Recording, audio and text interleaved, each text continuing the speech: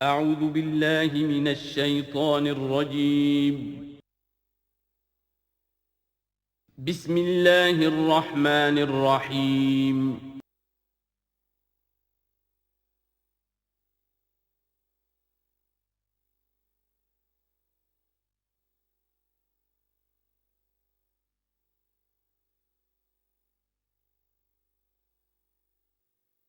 بسم اللہ الرحمن الرحیم یا بنی اسرائیل اذکروا نعمتی التی انعمت علیکم وانی فضلتکم علی العالمین واتقوا یوما لا تجزی نفس عن نفس شیئا ولا يقبل منها شفاعة ولا یؤخذ منها عدل ولا هم ینصرون صدق اللہ العظیم رب اشرح لی صدری ویسر لی امری واحلل عقدۃ من لسانی یفقہوا قولی۔ جیسا کہ میں نے عرض کیا تھا، سورہ بقرہ کے 5ویں رکوع سے اور 14ویں رکوع تک تو مسلسل، بلکہ 15ویں رکوع کی بھی پہلی 2 آیات شامل کرنی ہوں گی۔ یہ 10 رکوعوں سے 2 آیات زائد ہیں کہ جن میں خطاب کل کا کل بنی اسرائیل سے ہے۔ البتہ اس میں یہ فرق ہے کہ پہلا رکوع جو ہے وہ ان کو دعوت پر مشتمل ہے، نبی اکرم صلی اللہ علیہ وسلم پر ایمان لانے کی پرزور دعوت۔ بقیہ یہ 9 رکوع جو ہیں یہ ان پر فرد قرارداد جرم ہے جو عائد کی جا رہی ہے۔ ہم نے تمہارے ساتھ یہ احسان و اکرام کیا، تم پر یہ فضل کیا، یہ کرم کیا، تمہیں یہ حیثیت دی، تمہیں یہ مقام دیا، تم نے اس طور سے اپنے اس مشن کی خلاف ورزی کی، اپنے مقام اور مرتبے کو چھوڑ کر اور دنیا پرستی اختیار کی۔ یہ جو 9 رکوع ہیں ان میں بنی اسرائیل کی تاریخ کا تو یوں سمجھیے کہ ایک بہت بڑا حصہ اور نمایاں اس کے فیچرز آئیں گے، لیکن یہ سمجھ لیجئے کہ اصل میں یہ امت مسلمہ کو بھی ایک پیشگی تنبیہ ہے کہ کوئی مسلمان امت جب بگڑتی ہے تو یہ چیزیں اس میں آ جاتی ہیں۔ چنانچہ احادیث موجود ہیں حضور کی، لَيَأْتِيَنَّ عَلَىٰ أُمَّتِي مَا أَتَىٰ عَلَىٰ بَنِي إِسْرَائِيلَ حَزْوَ النَّعْلِ بِالنَّعْلِ، میری امت پر بھی وہ سب حالات وارد ہوں گے جو بنی اسرائیل پر آئے، بالکل ایسے جیسے ایک جوتی دوسری جوتی سے مشابہ ہوتی ہے۔ ایک اور حدیث میں فرمایا لَتَتَّبِعُنَّ سُنَنَ مَنْ قَبْلِكُمْ، تم لازماً اپنے سے پہلوں کی پیروی کرو گے۔ اور اس میں اس حد تک بھی آپ نے وضاحت کر دی کہ اگر وہ سابق امت مسلمہ، سابق امت، اگر وہ گوہ کے بل میں گھسی تھی تم بھی گھسو گے، اور اگر ان میں کوئی بدبخت ایسا اٹھا جس نے اپنی ماں سے زنا کیا تو تم میں سے بھی کوئی شقی ایسا ضرور اٹھے گا جو یہ حرکت کرے گا۔ اس اعتبار سے ان رکوعوں کو پڑھتے ہوئے یہ نہ سمجھیے یہ اگلوں کی داستان ہے، پچھلوں کی کہانیاں ہیں، نہیں۔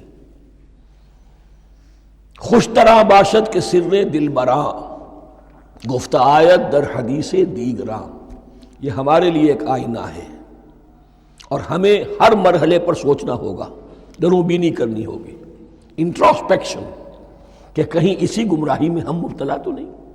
دیکھتے جائیے گا۔ دوسرا نقطہ پہلے سے یہ سمجھ لیجئے، یہ جو 2 آیتیں میں نے 6 رکوع کی تلاوت کی ہیں، بعین ہی یہی 2 آیتیں 15ویں رکوع میں آئیں گی، اور اس کو یوں سمجھیے کہ یہ 2 بریکٹس ہیں۔ 9 رکوعوں کا مضمون ان 2 بریکٹس کے درمیان ہے۔ یہ 2 آیتیں یہاں سے بریکٹ شروع ہو رہی ہیں، وہ 2 آیتیں ان پر بریکٹ ختم ہو رہی ہیں، بعین ہی وہی آیات۔ ایک آیت میں تو شوشے کا بھی فرق نہیں، دوسری آیت میں صرف ترتیب بدلی ہے، مضمون وہی ہے۔ اس کے مابین جو کچھ ہے، اس سے باہر یہ جو 5واں رکوع تھا، اس کے مضامین گویا کہ ضرب کھا رہے ہیں بریکٹ کے اندر کے سارے مضامین سے۔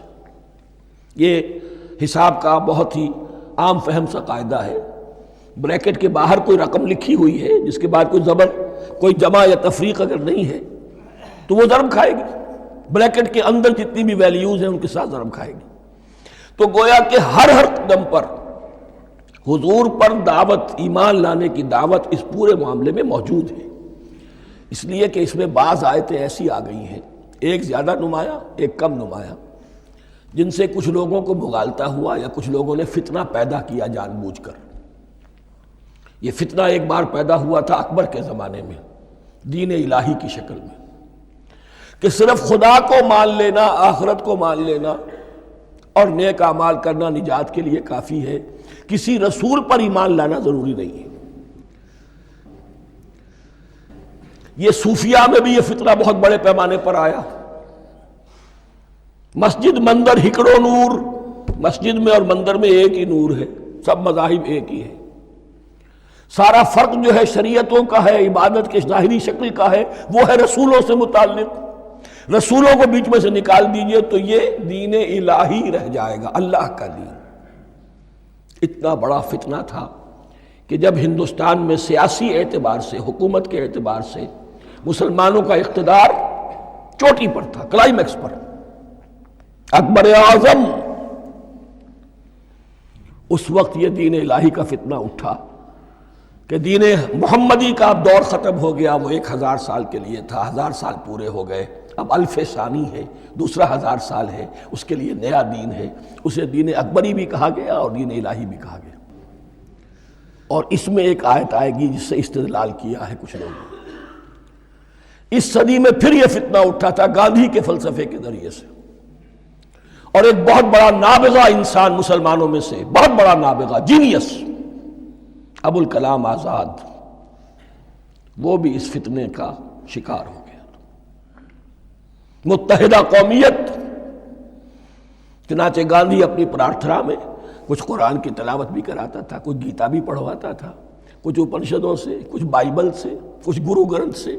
معلوم ہو یہ سب ٹھیک ہے، سب ایک ہے، سب لوگوں کو ایک ہونا چاہیے، ایک قوم ہونا چاہیے۔ مذہب تو انفرادی معاملہ ہے، کوئی مسجد میں چلا جائے، کوئی مندر میں چلا جائے، کوئی گردوارے میں چلا جائے، کوئی چرچ میں چلا جائے، کوئی سینیگاگ میں چلا جائے، کیا فرق واقع ہوتا ہے؟ اس کا توڑ یہی ہے کہ سمجھ لیجئے یہ جو 7 آیتیں ہیں 5ویں رکوع کی، یہ ہے بریکٹ کے باہر، اور یہ ضرب کھا رہی ہے مسلسل۔ اس بریکٹوں کے درمیان جتنی بھی مضمون آ رہا ہے وہ سب ان کے تابع ہوگا۔ گویا کہ جہاں تک حضور پر ایمان لانے کا معاملہ ہے وہ انڈرسٹوڈ سمجھا جائے گا، مقدر سمجھا جائے گا ہر مرحلے پر ان 2 بریکٹوں کے مابین۔ اب چلیے بسم اللہ۔ یا بنی اسرائیل اذکروا نعمتی التی انعمت علیکم وانی فضلتکم علی العالمین۔ اے اسرائیل کی اولاد، یاد کرو میرے اس انعام کو جو تم پر ہوا، اس کی وضاحت میں کر چکا ہوں، لیکن یہاں جو الفاظ آ رہے ہیں بہت زوردار۔ وَأَنِّي فَضَّلْتُكُمْ عَلَى الْعَالَمِينَ، میں نے تمہیں فضیلت عطا کی تمام جہانوں پر۔ یہاں ایک قاعدہ نوٹ کر لیجئے، عربی نحو کا قاعدہ یہ ہے کہ کہیں ظرف جس میں کوئی شے ہے، ظرف کی جمع لے لیتے ہیں، مراد ہوتا ہے مظروف، ظرف کے اندر جو شے ہے اس کی جمع۔ تمام جہانوں پر فضیلت، کیا فرشتوں پر بھی فضیلت؟ نہیں، جہان والوں پر، تمام اقوام عالم پر تمہیں فضیلت عطا کی، یہ مطلب ہے اس کا۔ تمام عالموں پر، تمام جہانوں پر، یعنی تمام جہان والوں پر، اس انسان عالم انسانیت کے اندر جتنے بھی مختلف گروہ ہیں، نسلیں ہیں، طبقات ہیں، ان میں فضیلت۔ وَاتَّقُوا يَوْمًا لَا تَجْزِي نَفْسٌ عَن نَفْسٍ شَيْئًا، میں عرض کر چکا ہوں، اب تیسری مرتبہ پھر عرض کر رہا ہوں، اصل شیخ آخرت، محاسبہ آخرت، یہ مستحضر ہوگا تو انسان سیدھا رہے گا۔ کس میں کمزوری آ جائے، ضعف آ جائے تو باقی ایمان باللہ، ایمان بالرسالت، یہ نہ معلوم کیا کیا شکلیں اختیار کر لیں۔ دیکھیے اس آیت کے اندر 4 اعتبارات سے محاسبہ آخرت کا زور ہے۔ وَاتَّقُوا يَوْمًا، ڈرو اس دن سے، لا تجزی نفس عن نفس شیئا، جس دن کوئی جان کسی دوسرے کے کام نہ آ سکے گی،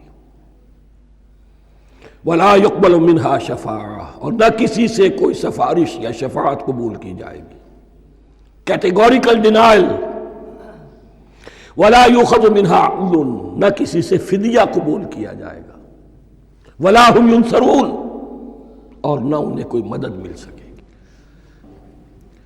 ہم نے طرح طرح کے عقیدے، شفاعت باطلہ کا تصور، اہل عرب سمجھتے تھے ہمیں یہ فرشتے جو ہے خدا کی بیٹیاں ہیں، یہ لات اور منات اور عزا ہم نے ان کے بت بنا رکھے ہیں، پوچھتے ہیں یہ اپنے ابا جان سے اللہ کی بیٹیاں ہیں نا، لاڈلی بیٹیاں، چھڑا لیں گے ہمارے ہاں بھی تصور ہے اولیاء اللہ چھڑا لیں گے، یا شفاعت باطلہ، خود حضور کی شفاعت کے بارے میں جو غلط تصورات ہیں، ایک شفاعت حقہ ہے، اس کی وضاحت کا یہ موقع نہیں ہے، وہ آیت الکرسی پہ جب ہم پہنچیں گے انشاءاللہ تعالیٰ اسی سورہ مبارکہ میں تو اس کی وضاحت بھی ہوگی۔ یہ سارے جو ہم نے جو گھڑ رکھے ہیں خیالات، ان کی نفی اس آیت کے حوالے سے کی۔ وَاتَّقُوا يَوْمًا لَا تَجْزِي نَفْسٌ عَن نَفْسٍ شَيْئًا، کوئی انسان دوسرے انسان کے کام نہیں آ سکتا۔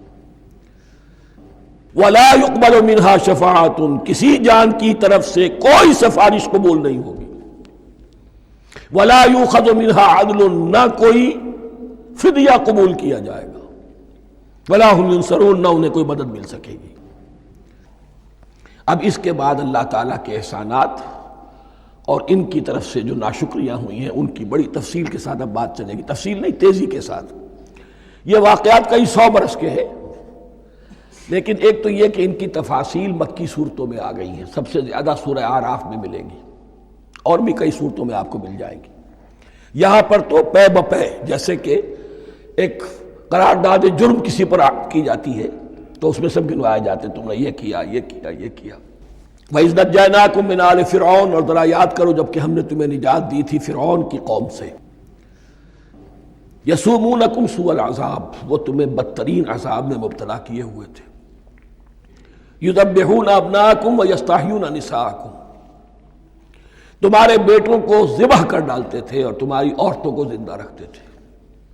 عورتیں تو پھر ان کے کام آتی تھی، گھر میں کام کاج کے لونیاں بنتی تھی، گھروں میں ڈال لیتے تھے، لیکن لڑکوں کو، اور یہ 2 موقع پر ہوا ہے بنی اسرائیل کے ساتھ، یہ بعد میں انشاءاللہ اس کی تفصیل آئے گی۔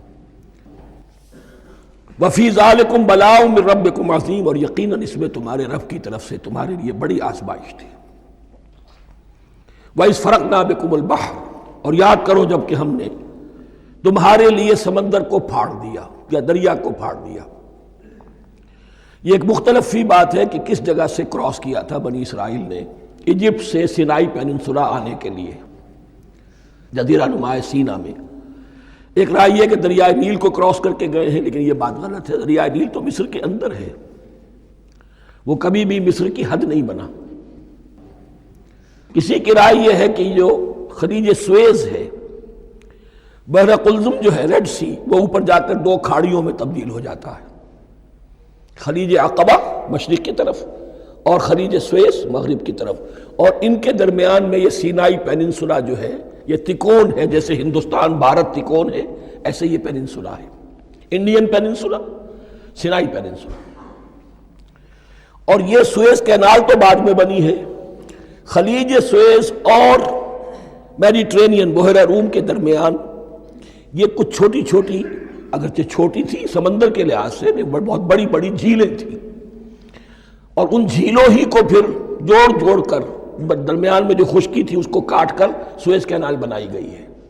تو اب تو یہ ایک مسلسل ایک رابطہ ہے، لیکن معلوم ہوتا ہے کہ یا تو خلیج سویس کو کراس کیا ہے حضرت موسیٰ علیہ السلام نے، اور یہی میری رائے زیادہ یہی ہے، اس لیے کہ کوہ طور جو ہے وہ اس پیننسولا کی ٹپ پر ہے، نیچے ہے یہاں، جہاں پر ان کا قیام رہا، اور جہاں پھر حضرت موسیٰ کو 40 دن کے لیے کوہ طور پر بلا کر اور پھر انہیں تورات دی گئی ہے۔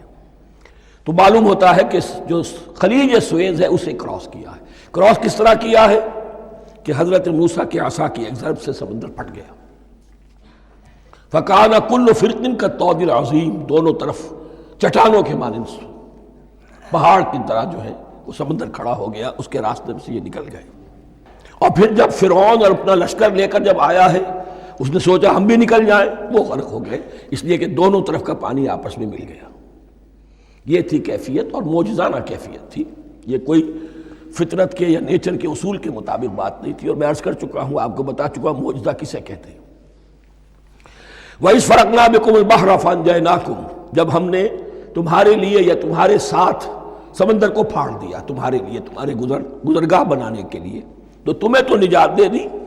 وَأَغْرَقْنَا آلَ فِرْعَوْنَ وَأَنْتُمْ تَنظُرُونَ، اور تمہاری نگاہوں کے سامنے فرعون کے لاؤ لشکر کو غرق کیا.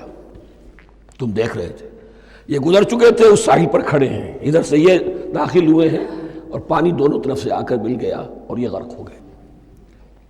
وَإِذْ وَعَدْنَا مُوسَىٰ 40 لَيْلَةً، اور یاد کرو پھر جب کوہ طور پر ہم نے موسیٰ کو 40 دن کے لیے بلایا. ثُمَّ اتَّخَذْتُمُ الْعِجْلَ، ان کی غیر حاضری میں تم نے بچھڑے کی پرستی شروع کر دی، اسے معبود بنا لیا. من بعدہ، اس کی غیر موجودگی میں. وَأَنْتُمْ ظَالِمُونَ، تم بہت بڑا ظلم تھا جس کا ارتکاب کیا. ان الشرک لظلم عظیم، عظیم ترین ظلم جو ہے وہ شرک ہے. اور شرک جلی کی یہ شکل کہ بچڑے کو پوج رہے. ثم عفونا عنکم من بعد ذلک، پھر ہم نے تمہیں اس کے بعد بھی معاف کیا. یہ ہمارا کرم رہا ہے، ہماری رحمت رہی. من بعد ذلک لعلکم تشکرون، تاکہ تم شکر کرو. وَإِذْ آتَيْنَا مُوسَى الْكِتَابَ وَالْفُرْقَانَ لَعَلَّكُمْ تَهْتَدُونَ، اور یاد کرو جب کہ ہم نے موسیٰ کو کتاب اور فرقان عطا فرمائی. یہ فرقان حق اور باطل کے درمیان فرق کر دینے والی چیز، اور کتاب عام طور پر جو آتا ہے وہ شریعت کے لیے آتا ہے. شریعت بھی دی، کتاب بھی دی، اور فرقان بھی دیا. لعلکم تہتدون، تاکہ تم ہدایت پاؤ. وَإِذْ قَالَ مُوسَىٰ لِقَوْمِهِ، اور یاد کرو جب کہ کہا تھا موسیٰ نے اپنی قوم سے، یا قوم انکم ظلمتم انفسکم باتخاذکم العجل، اے میری قوم کے لوگو، یقیناً تم نے اپنے اوپر بڑا ظلم کیا ہے بچڑے کو معبود بنا کر. فَتُوبُوا إِلَىٰ بَارِئِكُمْ، پس توبہ کرو اپنے پروردگار، اپنے خالق کی جناب میں. باری، باری اللہ تعالیٰ ہے. باری فَاقْتُلُوا أَنفُسَكُمْ، تو قتل کرو اپنے آپ کو. یہ چیز جو ہے تورات میں تفصیل سے آئی ہے، قرآن میں نہیں ہے. اسی اعتبار سے میں نے آپ کو بتایا تھا کہ تورات کا مطالعہ اس اعتبار سے مفید ہے کہ بہت سے واقعات کا قرآن میں ذکر ہے، اجمالاً اشارہ ہے، اس کی تفصیل کے لیے ہمیں تورات سے رجوع کرنا پڑتا ہے. ورنہ یہ کہ اس آیت کا صحیح مفہوم واضح نہیں ہوگا. فَاقْتُلُوا أَنفُسَكُمْ، اپنے آپ کو قتل کرو، کیا مانی؟ یہ قتل مرتد کی سزا ہے. وہاں معلوم ہوتا ہے کہ حضرت موسیٰ نے یہ حکم دیا. 12 قبیلے تھے، ہر قبیلے میں سے کچھ لوگوں نے یہ کفر اور شرک کیا، باقی لوگوں نے نہیں کیا. انہیں حکم دیا گیا کہ اپنے قبیلے کے لوگ ان کو قتل کریں جو ان کے قبیلے میں سے اس کفر کے مرتکب ہوئے. انفسکم سے مراد یہ اپنے قبیلے کے لوگوں کو تم قتل کرو. اس لیے کہ قبائلی زندگی جو ہوتی ہے آپ کو معلوم ہے، اس میں کوئی اور قبیلہ ہاتھ لگا دے تو قبائلی عصبیت بھڑک اٹھے گی. 70,000 یہودی قتل ہوئے. اس سے بڑی توبہ اور ممکن نہیں، اس سے بڑا پرج. کسی بھی آئیڈیولوجیکل پارٹی کے اندر پرج بہت ضروری ہوتا. کچھ لوگ آ گئے ایک نظریے کو قبول کر کے، رفتہ رفتہ نظریہ اوجل ہو گیا، کچھ مفادات، کچھ چودراہٹیں یہ مقدم ہو گئی. اسی سے جماعتیں خراب ہوتی ہیں، غلط راستے پہ پڑ جاتی ہیں، تحریکیں بھٹک جاتی ہیں. تو آئیڈیولوجیکل پارٹیز، نظریاتی جماعتیں پرج کرتی رہتی ہیں کہ جو بھی ہمارے نظریے سے ہٹ گئے اب ان کو ہم کاٹ کر علیحدہ کر. یہی سے قتل مرتد. تو یہ چیز حدیث میں ہے یا پھر قرآن میں یہاں ہے. اس حوالے سے جو لوگ ہمارے ہاں بعض علماء بھی ہیں، جدید دانشور ہیں، جو قتل مرتد کی جو حد ہے اسلام میں اس کو تسلیم نہیں کرتے. لیکن میرے نزدیک یہ شریعت موسوی کا تسلسل ہے کہ شریعت موسوی کی جس شے کو بدلا نہ گیا ہو، جس کے بارے میں صراحتاً یہ معلوم نہ ہو کہ یہ شے تبدیل کر دی گئی، تو وہ شریعت محمدی کا جز بن گئی. زنا پر رجم کا معاملہ بھی یہی ہے. قرآن مجید میں رجم کی صریح آیت کوئی موجود نہیں ہے، حدیث میں ہے. قرآن مجید میں مرتد کے قتل کے لیے کوئی آیت موجود نہیں ہے، حدیث میں ہے، سنت میں ہے. اور دونوں کی کا جو منبع ہے وہ اصل میں تورات ہے. تو اس بات کو اچھی طرح نقل کر دیجئے. یہ جگہ اکثر لوگ جو ہیں یہاں بہت سرسری طور سے گزر جاتے ہیں، یہ بہت اہم ہے. اور اس کے لیے تورات کی طرف رجوع کیجئے. 70,000، 6 لاکھ کل تھے. جب یہ مصر سے نکلے ہیں 6 لاکھ تھے. کتنے عرصے کے بعد پیننسولا پہنچے ہیں، سینائی پیننسولا میں اور طور میں، کچھ اور ان کی تعداد بڑھ گئی ہوگی، لیکن یہ کہ ان میں سے 70,000 کو قتل کیا اپنے ہاتھوں سے۔ ہر قبیلے نے اپنے جو مرتد تھے ان کو اپنے ہاتھ سے قتل کیا۔ فَتُوبُوا إِلَىٰ بَارِئِكُمْ فَاقْتُلُوا أَنفُسَكُمْ ذَلِكُمْ خَيْرٌ لَكُمْ عِندَ بَارِئِكُمْ، یہی تمہارے لیے تمہارے رب کے نزدیک بہتر بات ہے۔ فَتَابَ عَلَيْكُمْ، تو اللہ نے تمہاری توبہ قبول کر لی۔ توبہ قبول کس طرح ہوئی؟ یہ تزکیہ ہوا ہے امت کا کہ ان میں سے جن لوگوں نے اتنی بڑی غلط حرکت کی ہے ان کو کاٹ کر، ذبح کر کے، ان کو قتل کر کے پھینک دیا۔ انہ هو التواب الرحیم، یقیناً وہ تو ہے ہی بہت توبہ کا قبول فرمانے والا اور بہت رحم فرمانے والا۔ وَإِذْ قُلْتُمْ يَا مُوسَىٰ لَن نُّؤْمِنَ لَكَ حَتَّىٰ نَرَى اللَّهَ جَهْرَةً، ایک اور واقعہ ان کی تاریخ کا۔ اور یاد کرو جب کہ تم نے کہا تھا اے موسیٰ ہم تو تمہاری بات نہیں مانیں گے۔ ایمان کے بعد جب لام کا حرف آئے تو اس کے معنی صرف تصدیق کے ہوتے ہیں۔ لن نؤمن لک، ہم آپ کی بات کی تصدیق نہیں کریں گے، حتی نری اللہ جہرۃ، جب تک کہ ہم دیکھ نہ لیں اللہ کو عیاناً۔ ہمیں کیا پتا اللہ نے یہ کتاب دی آپ کو، آپ تو لے کر آ گئے، ہمارے سامنے تو پتھر کی کچھ تختیاں ہیں، اس پہ کچھ لکھا ہوا، کس نے لکھا ہمیں کیا پتا۔ اب دیکھیے ایک حضرت موسیٰ کی خواہش تھی رب ارنی انظر الیک، وہ کچھ اور شے تھی۔ یہ تخریبی ذہن ہے جو یہ کہہ رہا ہے کہ ہم بھی چاہتے ہیں کہ اللہ کو اپنی آنکھوں سے دیکھیں اور معلوم ہو کہ واقعی اس نے یہ کتاب آپ کو دی ہے۔ فَأَخَذَتْكُمُ الصَّاعِقَةُ، تو تمہیں آپ پکڑا ایک بہت بڑی کڑک نے، ایک بہت بڑی کڑک ہوئی اور سب کے سب مردہ ہو گئے۔ وَأَنْتُمْ تَنظُرُونَ، تمہارے دیکھتے دیکھتے ایک کڑک نے تمہیں آ لیا۔ ثُمَّ بَعَثْنَاكُم مِّن بَعْدِ مَوْتِكُمْ، پھر ہم نے تمہیں دوبارہ اٹھایا تمہاری موت کے بعد۔ بعض لوگ اس کی یہ تعویل کر رہے ہیں کہ یہ موت نہیں تھی بلکہ بے ہوش ہو گئے تھے، یعنی جو بھی کڑک تھی اس کی وجہ سے سب کے سب بے ہوش ہو کے گر گئے۔ لیکن میرے نزدیک یہاں تعویل کی ضرورت نہیں، بعث بعد الموت اللہ کے لیے کوئی مشکل نہیں۔ ہم الفاظ کو خواب کاہے کو ان کے اصل جو مفہوم ہے جو کہ صاف ہے صریح ہے اس سے خواب کاہے کے لیے موڑ کر لے کر جائیں۔ ثم بعثناکم من بعد موتکم لعلکم تشکرون، تاکہ تم شکر کرو۔ وظللنا علیکم الغمام وانزلنا علیکم المن والسلوى، اور ہم نے تم پر ابر کا سایہ کیا۔ اب 6 لاکھ کا قافلہ چل رہا ہے، سینائی پیننسولا، صحرا، کوئی اونٹ نہیں، کوئی سایہ نہیں، دق و دق، دھوپ کی تپش۔ تو اللہ کا فضل ہوا کہ ایک سائے کی طرح ابر جو ہے ان کے ساتھ ساتھ جہاں جہاں وہ جا رہے ہیں وہ ابر ان پر سایہ کیے ہوئے۔ وَأَنزَلْنَا عَلَيْكُمُ الْمَنَّ وَالسَّلْوَىٰ، کھانے کو کچھ نہیں، تو من اور سلوہ نازل کیے گئے۔ من ایسے اترتا تھا رات کے وقت کہ جیسے شبنم کے قطرے ہوتے ہیں، لیکن وہ ہوتا تھا کسی ایسی چیز کا جس میں شیرینی تھی، اور پھر وہ زمین پر آ کر جم کر وہ ایک گویا کے دانہ بن جاتے تھے، یہ ان کا اناج ہو گیا۔ کاربوہائیڈریٹ سپلائی اس سے ہو گئی، من سے۔ اور سلوہ ایک خاص قسم کا پرندہ بٹیر کی شکل کا جو بے پناہ بڑی تعداد میں ان کے بڑے بڑے جھنڈ آتے تھے شام کے وقت، اور وہ ان کے ڈیرا جہاں ہوتا تھا اس کے گرد وہ اتر آتے تھے، اور رات کی تاریکی میں یہ آسانی سے ان کو پکڑتے تھے، ان کو کھاتے تھے بھون کر، اور یہ ان کی پروٹین ہو گئی۔ پوری غذا جو ہے اللہ تعالیٰ نے ان کو فراہم کر دی۔ وَأَنزَلْنَا عَلَيْكُمُ الْمَنَّ وَالسَّلْوَىٰ كُلُوا مِن طَيِّبَاتِ مَا رَزَقْنَاكُمْ، کھاؤ ان پاکیزہ چیزوں کو جو ہم نے تمہیں عطا کی ہیں۔ وَمَا ظَلَمُونَا، ہم نے تو ان پر کوئی ظلم نہیں کیا۔ وَلَٰكِن كَانُوا أَنفُسَهُمْ يَظْلِمُونَ، لیکن وہ خود ہی اپنے اوپر ظلم ڈھاتے رہے، ہر قدم پر نافرمانی اور ناشکری۔ اس کی بھی ناشکری آگے آ جائے گی چل کر، من و سلوہ سے بھی ناشکری کی انہوں نے۔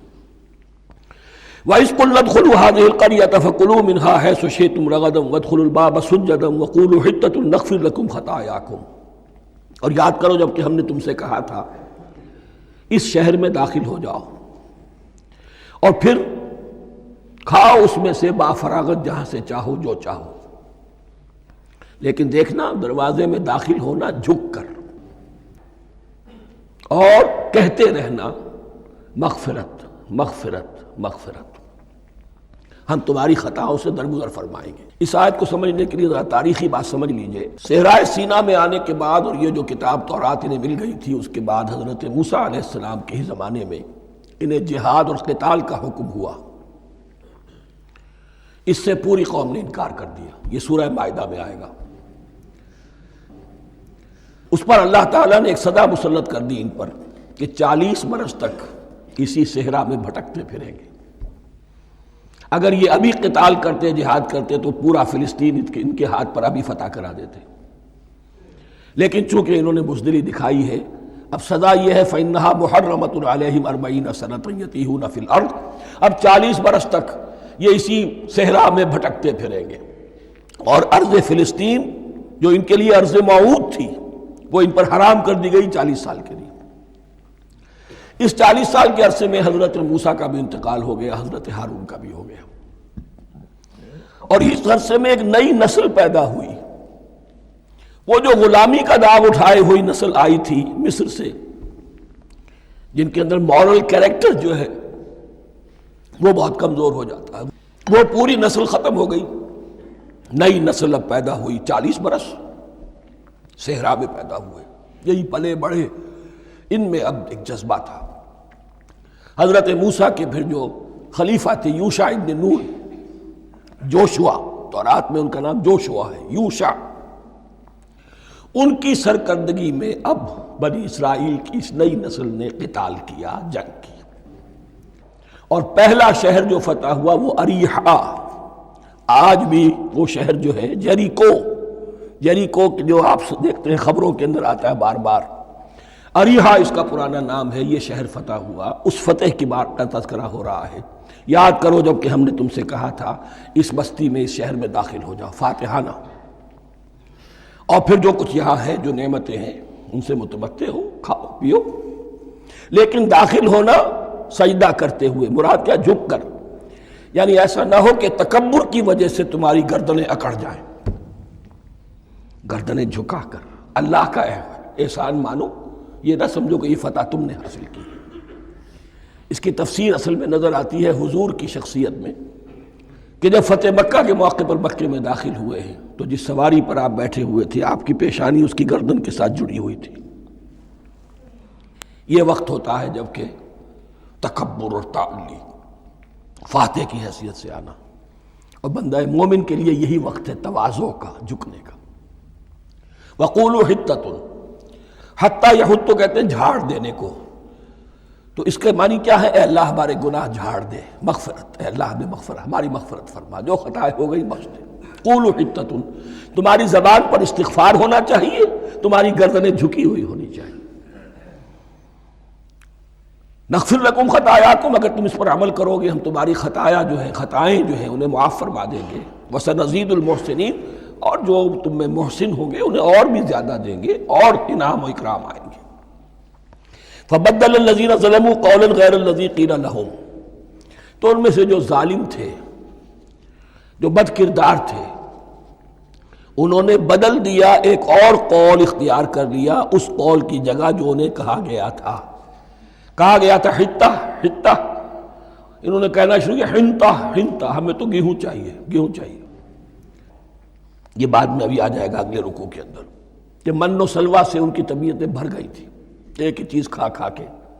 اب وہ کہہ رہے تھے کوئی چیز ہمیں جو ہے زمین کی روئندگی میں سے، پیداوار میں سے، تو وہ ان کے زبان پر انہوں نے مذاق اڑاتے ہوئے گویا کہ حضرت موسیٰ علیہ السلام کے ذریعے سے حکم ملا ہے، استہزاء کر رہے ہیں، حطۃ کی بجائے حنطۃ۔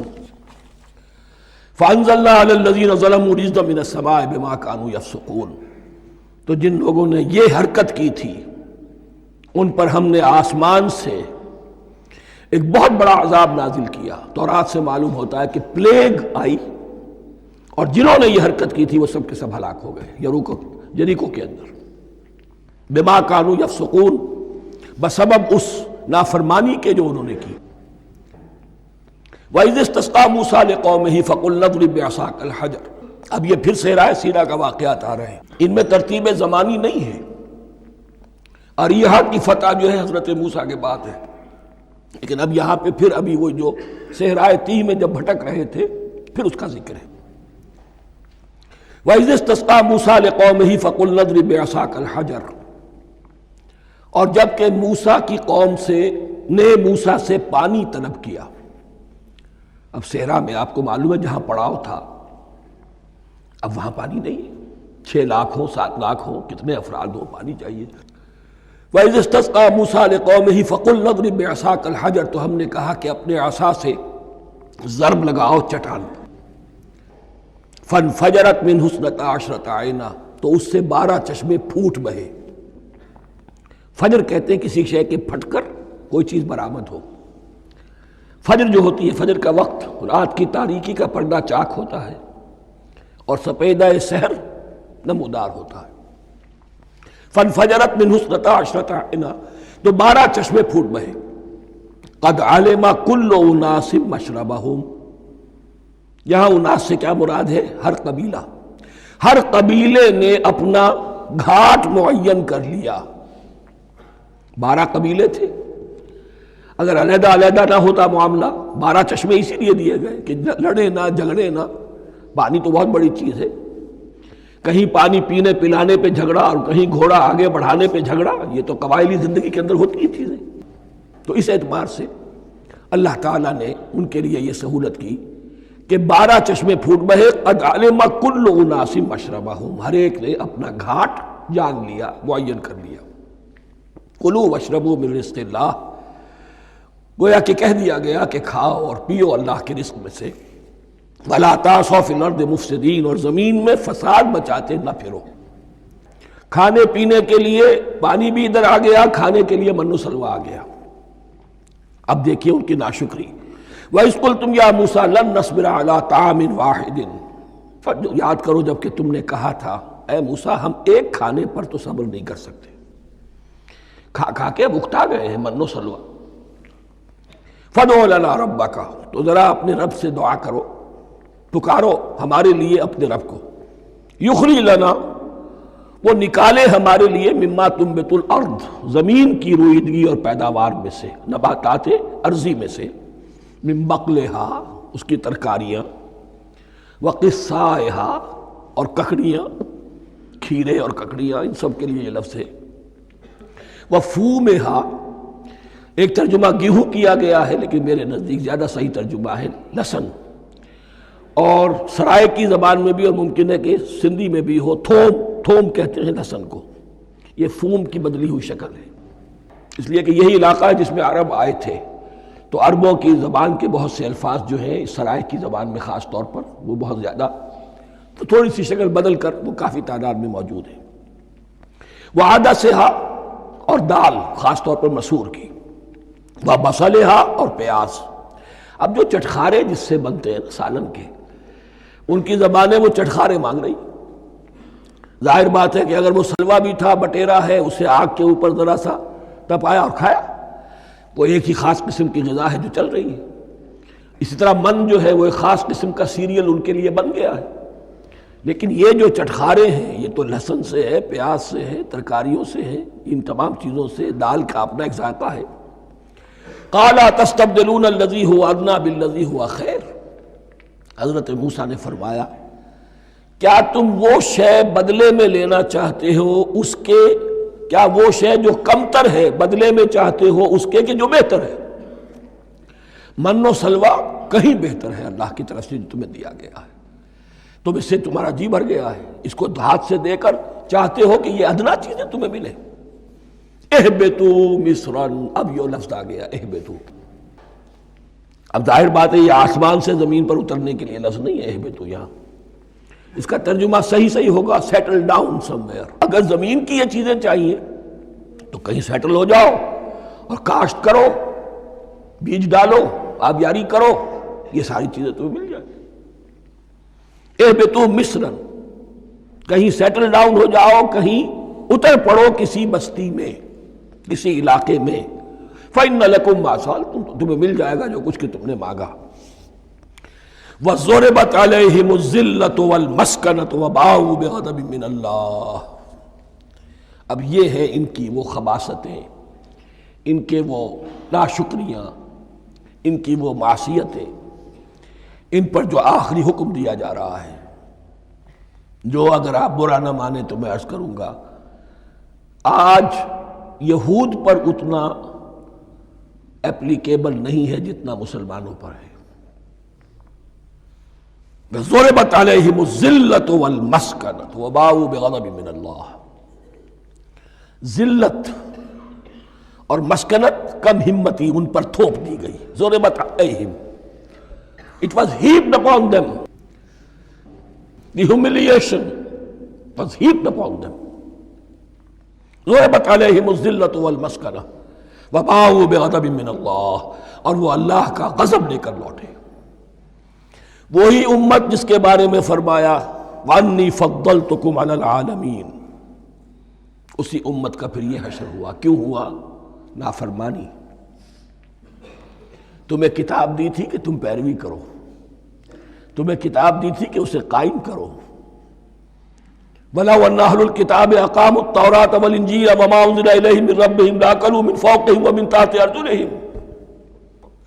اگر یہ تورات اور انجیل کو قائم کرتے، نافذ کرتے، تو نعمتیں زمین بھی اگلتی، ان کے قدموں کے نیچے سے نعمتیں جو ہیں وہ پھوٹتی، اور ان کے سروں کے اوپر سے بھی بارش ہوتی نعمتوں کی۔ لیکن اگر تم نے اس کو چھوڑ کر اپنی خواہشات، اپنے نظریات، اپنے خیالات، اپنا تمرد، اپنی سرکشی، اپنی حاکمیت، اپنی مصلحتیں، اپنی عقل، اس کو بالا تر کیا، تو پھر جو قوم اللہ کے قانون کی، اللہ کی ہدایت کی، اللہ کی کتاب کی امین ہوتی ہے دنیا میں، وہ اللہ کی ریپرزنٹیٹیو ہوتی ہے، نمائندہ ہوتی ہے۔ اگر وہ اپنے عمل سے مس ریپرزنٹ کرے اللہ کو، تو وہ کافروں سے بڑھ کر مغضوب اور کافروں سے بڑھ کر مبغوض ہو جاتی ہے۔ مغضوب بھی، مبغوض بھی۔ اس لیے کافروں کو تو دین پہنچانا تمہارے ذمہ تھا، تم نے دین ان کو کیا پہنچانا تھا؟ تم تو خود دین سے منحرف ہو گئے۔ آج اس جگہ پر امت مسلمہ کھڑی ہے کہ 1.25 بلین یا 1.5 بلین، 125 کروڑ عزت نام کی شے نہیں ہے، کہ عزت نام تھا جس کا گئی تیمور کے گھر سے، سارے معاملات دنیا کے G7 G15 کے ہاتھ میں ہیں، سیکیورٹی کونسل اس کے پرماننٹ ممبر کا ویٹو ہے، اور نہ سیکیورٹی کونسل میں اور نہ کہیں کسی G7 میں، نہ G9 میں، نہ G15 میں کوئی مسلمان ملک نہیں۔ کس نمی پرست کی بھیا کیستی، ہماری اپنی پالیسیز کہیں اور طے ہوتی ہیں، ہمارے اپنے بجٹ کہیں اور بنتے ہیں، ہماری صلح اور جنگ کسی اور کے اشارے سے ہوتی ہے۔ ریموٹ کنٹرول، یہ ذلت اور مسکنت۔ آپ کے ریڈیو پر، ٹیلی ویژن پر خبریں آتی رہیں کہ اتنے مسلمانوں کے ساتھ یہ کر دیا، اتنی مسلمان عورتوں کی بے حرمتی کر دی، لیکن یہاں ہم بیٹھے ہوئے اپنے اپنے دھندوں میں، اپنے اپنے کاروبار میں، اپنی اپنی ملازمتوں میں، اپنے اپنے کیریئرز میں، دنیا میں کیا کچھ ہو رہا ہے۔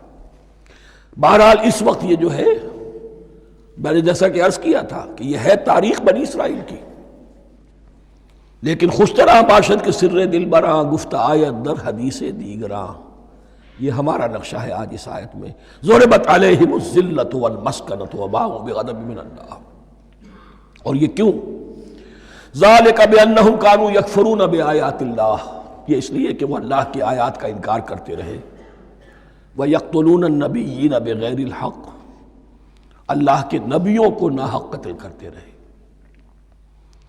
ہمارے ہاں بھی مجددین امت میں سے کتنے ہیں جو جیلوں میں ڈالے گئے،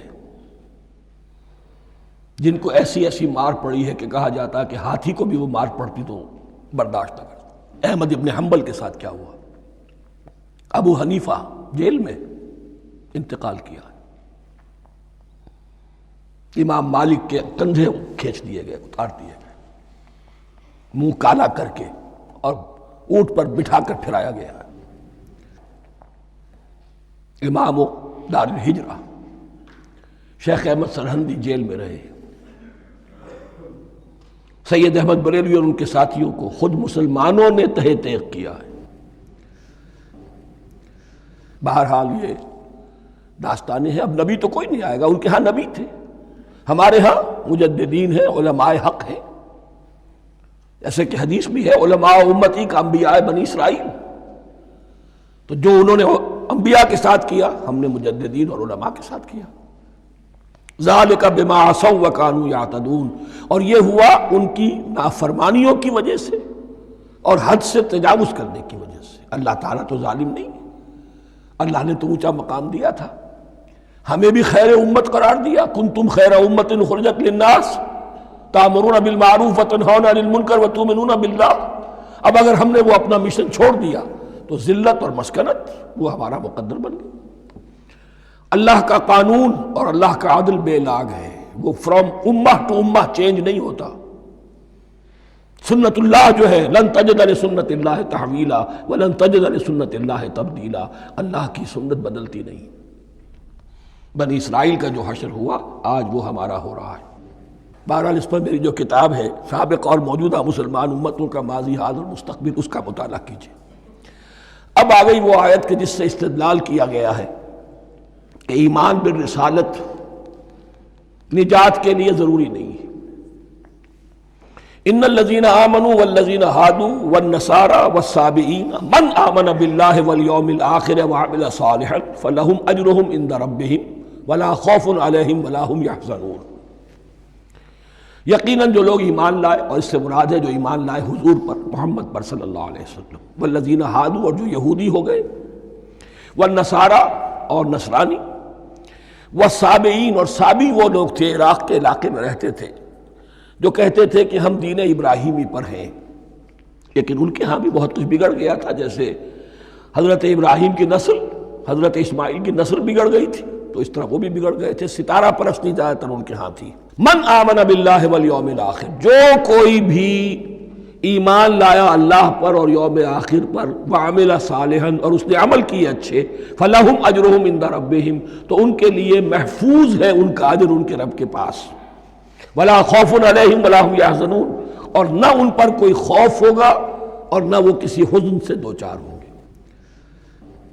ظاہر الفاظ کے اعتبار سے دیکھیے کہ یہاں ایمان بالرسالت کا ذکر نہیں ہے۔ ویسے تو اگر کوئی اس سے یہ غلط استدلال کرتا ہے تو اس کا پہلا جو اصولی جواب ہے وہ تو یہ ہے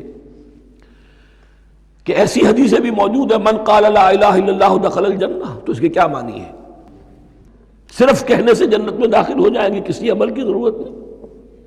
جواب یہ دیا جائے گا پورے قرآن کو سامنے رکھو، پورے حدیث کے ذخیرے کو سامنے رکھو، کسی ایک جگہ سے کوئی ایک نتیجہ نکال دینا وہ صحیح نہیں۔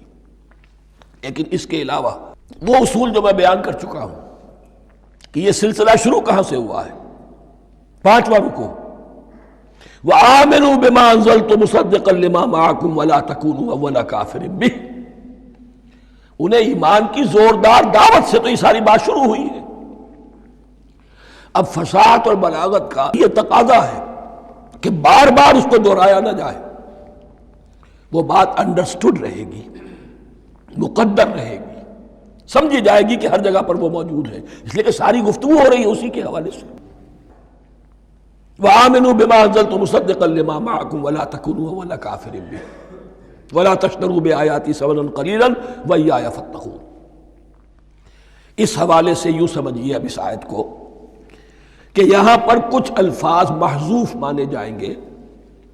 ان الذین آمنوا والذین ہادوا والنصارى والصابئین من آمن باللہ والیوم الآخر وعمل صالحا فی ایامہم فلہم اجرہم عند ربہم ولا خوف علیہم ولا ہم یحزنون۔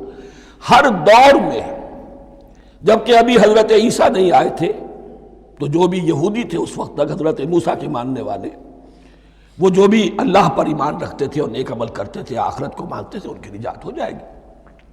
لیکن حضرت عیسیٰ کے آنے کے بعد ان کو نہیں مانا، اب وہ کافر قرار۔ لیکن اب حضرت عیسیٰ کے آنے کے بعد جب تک حضور نہیں آئے جو بھی مانتا ہے، لیکن یہ کہ شرط یہی ہوگی کہ اپنے اپنے زمانے میں، اصل میں نفی جس بات کی جا رہی ہے وہ یہ ہے کہ یہ نہ سمجھو کہ کسی گروہ میں ہونے سے نجات ہوتی ہے۔ نجات کسی گروہ میں ہونے کی وجہ سے نہیں ہے، نجات کی بنیاد ایمان اور عمل صالح ہے۔ کسی رسول پر ایمان لانا اپنے دور کے رسول پر وہ تو لازم ہے، لیکن یہ ہے کہ اس پر ایمان تو لے آئے اور وہ عمل صالح نہیں ہے، تو نجات نہیں ہوگی۔ تو یہ اپنے اپنے دور میں اپنے اپنے زمانے میں ہر امت کے لیے وَلِكُلِّ أُمَّةٍ أَجَلٌ قرآن مجید کے ایک مقام پر آیا ہے، ہر امت کے لیے ایک خاص معین مدت ہے۔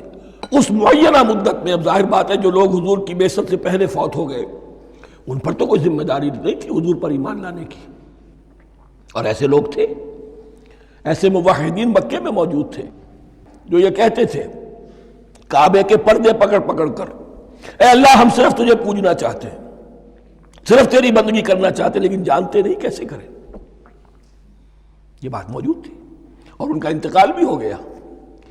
یہ زید، سعید ابن زید، سعید جو حضرت عمر کے بہنوئی تھے اور وہ عشرہ مبشرہ میں سے ہیں، ان کی اہلیہ حضرت فاطمہ بنت خطاب، ان دونوں کے ایمان کو اللہ نے ذریعہ بنایا حضرت عمر کے ایمان کا، اور یہ والد تھے سعید کے زید، وہ یہ کہتے ہوئے دنیا سے چلے گئے حضور کی ابھی بعثت ہی نہیں ہوئی تھی، اے اللہ میں صرف تیری بندگی کرنا چاہتا ہوں، کیسے کروں یہ نہیں جانتا۔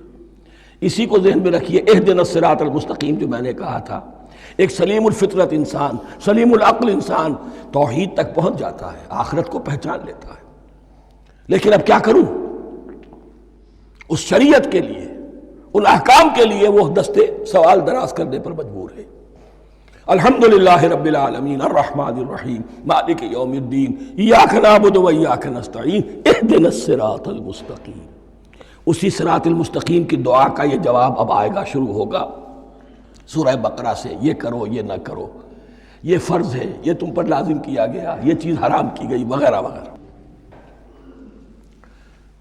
ان الذين آمنوا والذين هادوا والنصارى والصابئين من آمن بالله واليوم الآخر وعمل صالحا، اور محذوف الفاظ فی ازمنتہم، اپنے اپنے زمانے میں، یا فی ایامہم، فلہم اجرہم عند ربہم ولا خوف علیہم ولا هم یحزنون۔ وَإِذْ أَخَذْنَا مِیثَاقَکُمْ وَرَفَعْنَا فَوْقَکُمُ الطُّورَ، اور ذرا یاد کرو جب کہ ہم نے تم سے عہد لیا، قول و قرار لیا، اور تمہارے اوپر اٹھا دیا طور کو، پہاڑ کو۔ جب تورات دی گئی تو اس وقت ایک کیفیت معجزانہ طور پر ایسی پیدا کی گئی، ان کے اوپر ایک رعب ڈالنے کے لیے اور خشیت قلب میں پیدا کرنے کے لیے کوہ طور اٹھا کر معلق کر دیا گیا۔ اس وقت کہا گیا خذوا ما آتیناکم بقوۃ، تو اس قول و قرار کے وقت ایک معجزے کی شکل یہ ہوئی تھی۔ وَإِذْ أَخَذْنَا مِیثَاقَکُمْ وَرَفَعْنَا فَوْقَکُمُ الطُّورَ خُذُوا مَا آتَیْنَاکُمْ بِقُوَّةٍ وَاذْکُرُوا مَا فِیہِ لَعَلَّکُمْ تَتَّقُونَ، پکڑو اس کو مضبوطی کے ساتھ جو ہم نے تمہیں دیا ہے، اس حدیث، اس کتاب کو، تورات کو، اس شریعت کو، ان احکام کو۔ وَاذْکُرُوا مَا فِیہِ، اور یاد رکھو اسے جو کچھ کہ اس میں ہے، لَعَلَّکُمْ تَتَّقُونَ، تاکہ تم بچ سکو۔ ثُمَّ تَوَلَّیْتُم مِّن بَعْدِ ذَلِکَ، پھر تم نے روگردانی کی اس کے بعد، اس میثاق کو توڑا، میثاق الست کو توڑا تھا، اور دوسرے یہ میثاق شریعت جو تم سے لیا گیا اس کو بھی توڑا۔ ثم تولیتم من بعد ذلک فلولا فضل اللہ علیکم ورحمتہ لکنتم من الخاسرین، پھر اگر اللہ کا فضل تمہارے شامل حال نہ ہوتا اور اس کی رحمت تمہاری دستگیری نہ کرتی رہتی، بار بار تمہیں معاف کیا، تمہیں مہلت دی، تو اگر یہ چیز نہ ہوتی تو اسی وقت سے تم خسارہ پانے والے اور تباہ ہونے والے ہو جاتے۔ وَلَقَدْ عَلِمْتُمُ الَّذِينَ اعْتَدَوْا مِنْكُمْ فِي السَّبْتِ، اور تمہیں خوب معلوم ہے تم میں سے وہ لوگ جنہوں نے سبت کے قانون کو توڑا، حد سے تجاوز کیا۔ یہ واقعہ تفصیل کے ساتھ سورہ اعراف میں آئے گا کہ ان کی شریعت میں ہفتے کا روز معین کر دیا گیا تھا، کوئی دنیاوی کام نہیں ہوگا۔ آج بھی وہ لوگ جو ہے سبت کو، جو بھی پریکٹسنگ جیوز ہیں، وہ اس کی پابندی کرتے ہیں، وہ بڑی شدت سے کرتے ہیں۔ لیکن ایک زمانے میں ایک خاص ان کا قبیلہ تھا کہ جس نے ایک بڑے ہی شرعی ہیلہ ایجاد کر کے اس قانون کی دھجیاں بکھیری، تفصیل ہم پڑھیں گے سورہ اعراف میں۔ وَلَقَدْ عَلِمْتُمُ الَّذِينَ اعْتَدَوْا مِنْكُمْ فِي السَّبْتِ، اور تمہارے علم میں ہے تمہارے وہ لوگ کہ جنہوں نے سبت کے قانون کے ضمن میں خلاف ورزی کی، فَقُلْنَا لَهُمْ كُونُوا قِرَدَةً خَاسِئِينَ، تو ہم نے کہہ دیا ان کو کہ ہو جاؤ ذلیل بندر، ان کی شکلیں بس کر دی گئی، انہیں بندروں کی شکل میں تبدیل کر دیا گیا۔ فَجَعَلْنَاهَا نَكَالًا لِمَا بَيْنَ يَدَيْهَا، پھر ہم نے اس واقعے کو یا اس بستی کو ایک بنا دیا مثال لوگوں کے لیے ان کی عبرت کے سامان بنا دیا، ان کے لیے بھی جو سامنے موجود تھے اس زمانے کے لوگ، اور ان کے لیے بھی جو بعد میں آنے والے تھے، وَمَوْعِظَةً لِّلْمُتَّقِينَ، اور اسے ایک نصیحت، ایک سبق آموزی کی بات بنا دیا اہل تقویٰ کے لیے۔ وَإِذْ قَالَ مُوسَىٰ لِقَوْمِهِ إِنَّ اللَّهَ يَأْمُرُكُمْ أَن تَذْبَحُوا بَقَرَةً، اور یاد کرو جب کہ موسیٰ نے اپنی قوم سے کہا یقیناً اللہ تمہیں حکم دیتا ہے کہ گائے کو ذبح کرو۔ یہ واقعہ میں پہلے آپ کو بتا دوں، پھر ہم یہ آیات تیزی سے پڑھ لیں گے۔ بنی اسرائیل میں ایک شخص قتل ہو گیا، عامیل نامی، اور قاتل کا پتہ نہیں چل رہا تھا۔ اللہ تعالیٰ نے حضرت موسیٰ کے ذریعے سے حکم دیا کہ ایک گائے کو ذبح کرو اور اس کے جسم کے ایک ٹکڑے سے اس مردے کو چھوؤ، وہ جی اٹھے گا اور وہ بتا دے گا میرا قاتل کون ہے۔ اب یہ معجزات کی شکل ہے جو بار بار آ رہے ہیں، اور سابق اس امت کے اندر معجزات کا آپ کو بہت عمل دخل ملے گا۔ اس میں ایک تو یہ کہ گائے کو ذبح کرنا، وہ گائے کے تقدس کا جو ان کے دل میں ذہن میں تھا، تو ذبح کرنے سے اس کے اوپر بھی گویا کہ ایک تلوار چلائی گئی، اور پھر انہیں دکھا بھی دیا گیا کہ ایک آدمی زندہ بھی ہو سکتا ہے، بعد سے بعد الموت کا بھی ایک نقشہ دکھا دیا گیا انہیں۔ لیکن انہیں جب یہ حکم ملا اور ان کے دلوں کے اندر وہ بچڑے کی اور گائے کی تقدیس جو ہے وہ پلی ہوئی تھی، اب انہوں نے سوال کر کے کسی طریقے سے بچنے کے لیے مین میخ نکالی، کیسی گائے ہو، کیا رنگ ہو، کس طرح کی ہو، کس عمر کی ہو۔ بالآخر یہ کہ جب ہر طرف سے گھیراؤ ان کا ہو گیا اور سب چیزیں جو ہیں ان کے سامنے واضح کر دی گئیں، تب انہوں نے یوں سمجھیے چاروں ناچار بادل ناخواستہ اس حکم پر عمل کیا۔ بس اب ترجمہ کر لیجئے۔ وَإِذْ قَالَ مُوسَىٰ لِقَوْمِهِ إِنَّ اللَّهَ يَأْمُرُكُمْ أَن تَذْبَحُوا بَقَرَةً، اور یاد کرو جب کہ موسیٰ نے کہا اپنی قوم سے کہ اللہ حکم دیتا ہے تمہیں کہ گائے کو ذبح کرو۔ قَالُوا أَتَتَّخِذُنَا هُزُوًا، انہوں نے کہا کیا آپ ہمارے ساتھ کوئی ٹھٹھا کر رہے ہیں، مذاق اڑا رہے ہیں، یہ کیا بات آپ کہہ رہے ہیں؟ قَالَ أَعُوذُ بِاللَّهِ أَنْ أَكُونَ مِنَ الْجَاهِلِينَ، فرمایا میں اللہ کی پناہ طلب کرتا ہوں اس سے کہ میں جاہلوں میں سے ہو جاؤں، کہ میں ان دین کے معاملات کے اندر استہزاء اور تمسخر کو شامل کر دوں۔ قالوا ادع لنا ربك يبين لنا ما هي، اب انہوں نے کہا اچھا ایسی بات ہے تو ذرا اپنے رب سے دعا کیجئے کہ وہ ہم پر واضح کر دے کہ وہ کیسی ہو۔ قال انه يقول، حضرت موسیٰ نے فرمایا اللہ تعالیٰ فرماتا ہے انها بقرة لا فارض ولا بکر، وہ ایک ایسی گائے ہونی چاہیے کہ جو نہ بوڑھی ہو نہ بالکل بچھیا ہو، عوان بین ذالک، ان کے بین بین ہو۔ فَفَعَلُوا مَا تُؤْمَرُونَ، تو اب کر گزرو جو تمہیں حکم دیا گیا۔ قَالُوا ادْعُ لَنَا رَبَّكَ يُبَيِّن لَنَا مَا لَوْنُهَا، اب انہوں نے پھر کہا ذرا ایک دفعہ اور دعا کیجئے اپنے رب سے، وہ ہمیں بتا دے اس کا رنگ کیسا ہونا چاہیے۔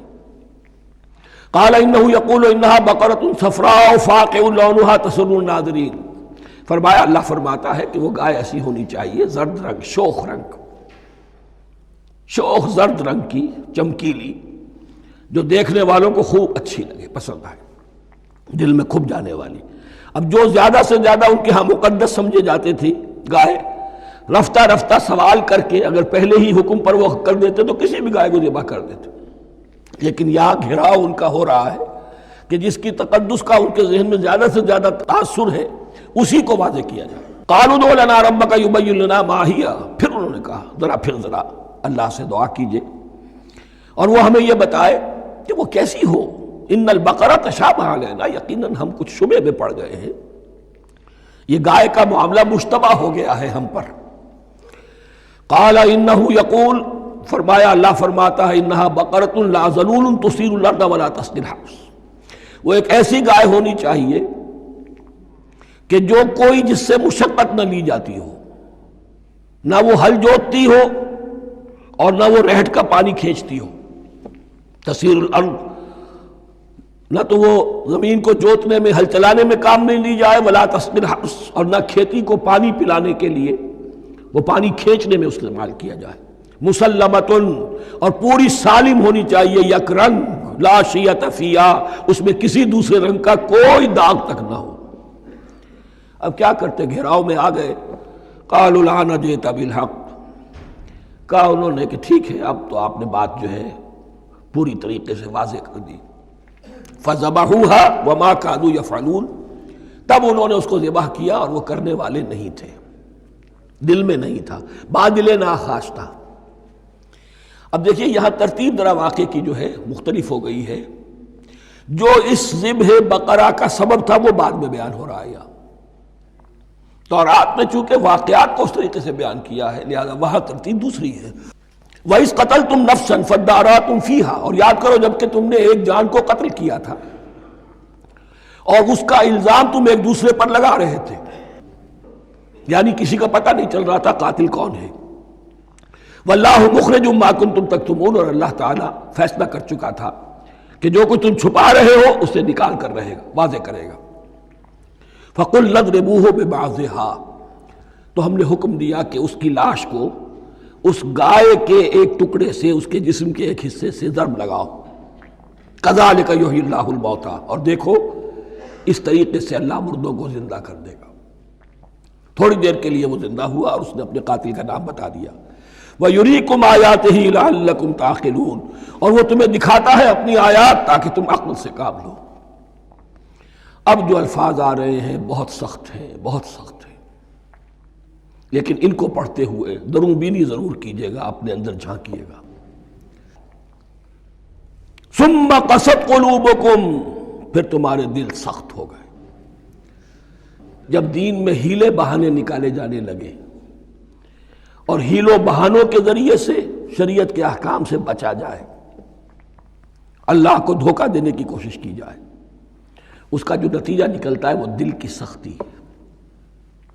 ثم قست قلوبکم، پھر تمہارے دل سخت ہو گئے۔ فہی کالحجارۃ او اشد قسوہ، تو وہ تو اب پتھروں کے مانند ہیں بلکہ سختی میں ان سے بھی زیادہ شدید ہے۔ یہ ویسے بھی فصاحت اور بلاغت کا بھی بڑا ایک عمدہ مقام ہے قرآن کا۔ وَإِنَّ مِنَ الْحِجَارَةِ لَمَا يَتَفَجَّرُ مِنْهُ الْأَنْهَارُ، پتھروں میں سے تو ایسے بھی ہوتے ہیں جن میں سے چشمے پھوٹ بہتے ہیں۔ وَإِنَّ مِنْهَا لَمَا يَشَّقَّقُ فَيَخْرُجُ مِنْهُ الْمَاءُ، اور ایسے بھی ہیں جو شق ہو جاتے ہیں، پتھر چٹانیں، ان میں سے پانی برآمد ہو جاتا ہے۔ وَإِنَّ مِنْهَا لَمَا يَهْبِطُ مِنْ خَشْيَةِ اللَّهِ، اور ان میں وہ بھی ہوتے ہیں جو اللہ کے خوف سے گر پڑتے ہیں۔ وَمَا اللَّهُ بِغَافِلٍ عَمَّا تَعْمَلُونَ، اور اللہ تعالیٰ غافل نہیں ہے اس سے کہ جو تم کر رہے ہو۔ یہ کیفیت جو ہے ثُمَّ قَسَتْ قُلُوبُكُمْ فَهِيَ كَالْحِجَارَةِ أَوْ أَشَدُّ قَسْوَةً، ہے کون؟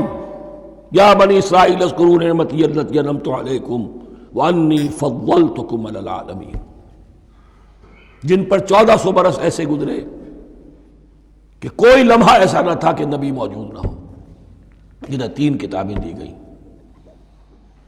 لیکن یہ کہ اپنی بدعملی، عقائد میں بھی مین بیخ کر کے اپنے آپ کو بچانے کے راستے نکال لینا، اعمال میں بھی ہیلوں کے ذریعے سے، کتاب الحیل کے ذریعے سے اپنے آپ کو ذمہ داریوں سے مبرہ کر لینا، اس کا نتیجہ پھر یہ نکلتا ہے۔ اللہ تعالیٰ مجھے اور آپ کو اس انجام بد سے بچائے۔ بارک اللہ لی ولکم فی القرآن العظیم ونفعنی وإیاکم بالآیات والذکر الحکیم۔